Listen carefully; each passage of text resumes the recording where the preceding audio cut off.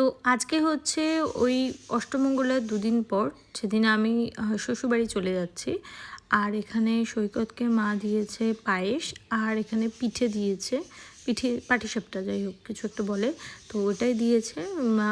মানে অ্যাকচুয়ালি এটা আমাদের ওই অষ্টমঙ্গলা আসলে দিতে হয়, সেটা প্রথম দিনই দিতে হয়, সেদিনকে মা আর করে উঠতে পারেনি সবটা, তো আজকে মা করে দিয়েছে। তো ওইখানে সৈকত খাচ্ছে আর আমি রেডি হচ্ছি, আর এখানে একদম অগোছালো ঘর, একদম মানে আমি বুঝতে পারছি না আমি কী নিয়ে যাব কী নিয়ে যাব না, কারণ আমার সব কিছু আমি আমার শ্বশুরবাড়িতে নিয়ে যাব না, আমি প্রথম থেকে ঠিক করেছিলাম। কারণ এখানে আমার অলরেডি যে জামা শাড়িগুলো হয়েছে সবটা ভরে গেছে, আর আমি যেগুলো আগে পরতাম আমার হেভি ওয়েট ছিল সেগুলো সবকটাই আমার বাপের বাড়িতে রেখে এসেছি। যাই হোক, এটা হলো নেক্সট দিন যেদিনকে আমার শ্বশুরবাড়িতে শুভচনী সত্যনারায়ণ পুজো হচ্ছে। মানে এদেশীয়দের মধ্যে অনেকের বাড়িতেই, মানে সবার বাড়িতেই এই পুজোটা হয়ে থাকে, বাঙালদের মধ্যে নেই। আমি বাঙাল আর সৈকত হলো ঘটি। তো যাই হোক, ঘটি মানে ওই এদেশীয় বলতে গেলে, তো ওদের বাড়িতে এই নিয়মগুলো রয়েছে। আমাদের আমাদের ঘটি ঘটি কিছু নিয়ম রয়েছে, বাট আমরা বাঙালি, ওই খুলনা ডিস্ট্রিক্টের লোক বলে ঠাকুমা তাই বলতো। তো যাই হোক, তাই শুনেছিলাম। তো এখানে মাসিমণি কিছু পুজোর গোছানো মানে গুছিয়ে টুচিয়ে দিচ্ছিলো, তাই আমি ওদিকে আলুর দম আর খাবার যেগুলো হয় দুপুরবেলা সেগুলো করছিলাম, আর এখানে পুজোর গোছানোর জন্য ঠাকুরমশাই নিজেই সবটা করছিল।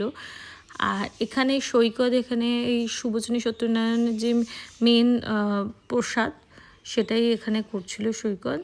মানে ওদের এখানে সিন্নিটা মেখে ওখানে 5টা ওরকম ছোটো ছোটো বাটিতে দিতে হয়, তাই জন্য ওদের মেখে দেয়। বাট আমাদের মধ্যে আমি সারাদিন মানে সবসময় দেখেছি ওরকম সাজিয়ে দেয়, তারপরে পুজো হয়ে গেলে মেখে দেয়। আর এখানে একটা কিছু নিয়ম ছিল, মানে ওই যে কতগুলো দিতে হয়, মানে ওরকম সাজিয়ে দেবে, ও একটা বাচ্চা নিয়ে দৌড়ে পালাবে, এরকম একটা ব্যাপার আছে, আমি সবটাই ভুলে গেছি। তো যাই হোক, তারপরে সবাইকে ওই সিঁদুর আর তেল দিয়ে চিরুনি দিয়ে আঁচড়ে তারপরে সিঁদুর দিতে হবে, সেটাই নিয়ম করছিলাম। আর আটখোলা ভাজা দিয়েছিলাম, এরকম কিছু একটা ছিল। তো যাই হোক, এগুলো সব কিছু করার পরে দেন তারপরে ওখানে আমি রান্না ড্রেস চেঞ্জ করে, মানে আমি বেনারসিটাই পরেছিলাম, ওটাই সবাই বলে পরে বসতে হয় পুজোতে, তাই করেছিলাম, সৈকতও তাই।